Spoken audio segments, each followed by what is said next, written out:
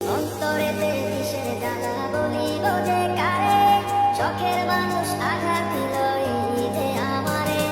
তার ভাবনায় পড়ে থাকি চাঁদের আলোয় বসে, এখন তার ভাবনায় পড়ে থাকি চাঁদের আলোয় বসে, এখন সে যে অন্যের ঘরে থাকে অন্যের সাথে। চোখের মানুষ তোর কারণে